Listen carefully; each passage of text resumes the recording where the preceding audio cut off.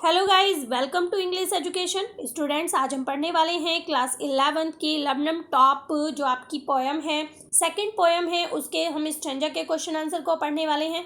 अगर आपने पोएम को नहीं पढ़ा है तो डिस्क्रिप्शन बॉक्स में आपको लिंक मिलेगा, वहाँ से आप पहले पोएम को रीड कर सकते हैं।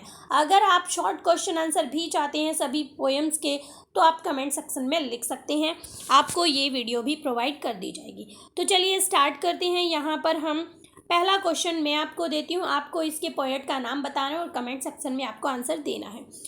तो पहला क्वेश्चन है आपका, what is the significance of the laburnum top here. यहाँ पर लबनम टॉप का क्या सिग्निफिकेंस है। The laburnum top is an Indian tree with yellow flowers. तो लबनम ट्री क्या है, एक इंडियन ट्री है, उसके ऊपर येलो फ्लावर आते हैं। The significance of the tree top here is that the goldfinch bird has built her nest in its branch। और इसका सिग्निफिकेंस है यहाँ पर कि जो गोल्डफिंच बर्ड होती है वो इसकी ब्रांच के ऊपर अपना नेक्स्ट बनाती है। नॉट रीचेबल इजी, जहाँ पर पहुँचना आसान नहीं है। To bring up her chicks, अपने चिक्स को पालने के लिए वहाँ पर वो नेक्स्ट बनाती है। सेकेंड क्वेश्चन है, which season has been described in these lines. In these lines यानी कि इन लाइनों में कौन से सीजन को डिस्क्राइब किया गया है। आप अपनी बुक ले सकते हैं, बुक से आप स्टेंजा को देख सकते हैं और आंसर अच्छे से मैच कर सकते हैं और पढ़ सकते हैं। तो यहाँ पर बताया गया है कि इन लाइन्स में कौन से सीजन को बताया गया है। It is perhaps the fall, बताया गया कि शायद फॉल, और the atom season, atom season की बात की गई है। When the tree leaves turn yellow, जब जो ट्री है उसकी पत्तियां पीली पड़ जाती हैं। That and the seeds fall on the ground, और जो सीड्स होते हैं वो जमीन पर गिर जाते हैं। नेक्स्ट क्वेश्चन देखते हैं, what commotion does the bird create. क्या कमोशन क्रिएट करती है बर्ड जब वहां पर आती है। हाउ, कैसे करती है। The arrival of the mother goldfinch is noted by her young once. तो जब मदर गोल्डफिंच आती है तो ये चीज उसके यंग वन के द्वारा नोट कर ली जाती है। They started chipping Noisli out of Joy, बहुत ही खुशी से शोर मचाते हुए वो चहचहाने लगते हैं। The silence is broken suddenly, और अचानक से जो वो शांति होती है ना पेट के ऊपर, वो एकदम से खत्म हो जाती है। नेक्स्ट क्वेश्चन है, to what is the goldfinch movement compared.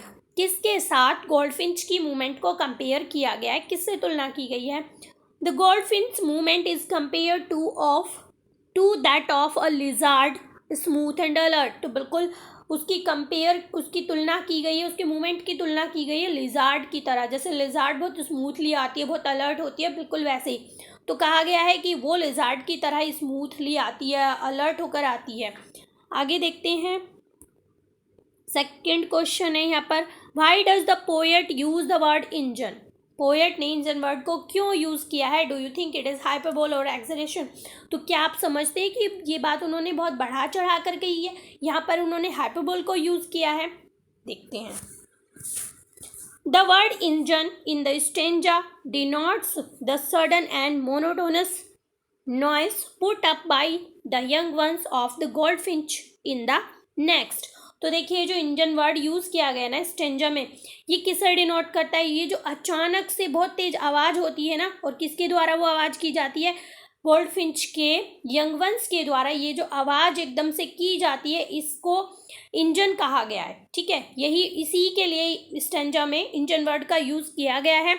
The poet has definitely use hyperbole in a beautiful way to compare the sudden eruption of cheating in the tree to that of an engine starting up। और ये definitely यहाँ पर poet ने जो है hyperbole को use किया गया है, बहुत ही ब्यूटीफुली वे में उन्होंने कंपेयर किया है उनके चहचहाने को और इंजन के स्टार्ट होने को। यानी कि बिल्कुल उन्होंने ये कहा है कि जैसे अचानक से इंजन चल जाता है ना और तेज आवाज़ होती है, बिल्कुल वैसे ही अपने मदर के आने पर वो चहचहाने लगते हैं।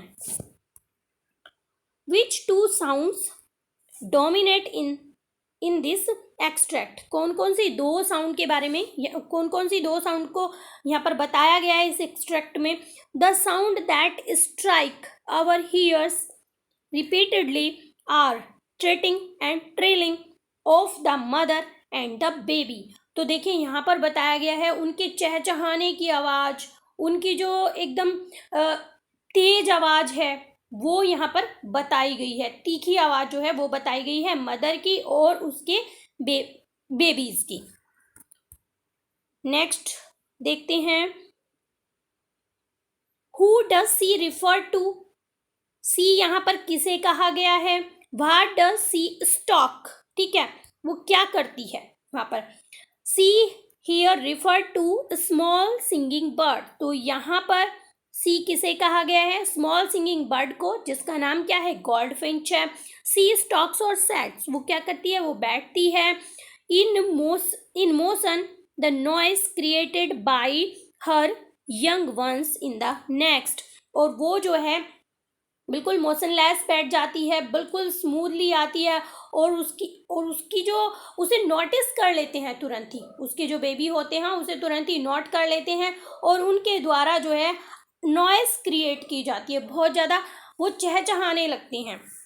नेक्स्ट क्वेश्चन देखते हैं, what is the identification mask of the bird. तो यहाँ पर पोएम में पूछा भी गया है, बताया गया है, तो यहाँ पर आइडेंटिफिकेशन मार्क क्या है बर्ड का, जिससे हम ये पहचान सके कि ये गोल्डफिंच बर्ड है।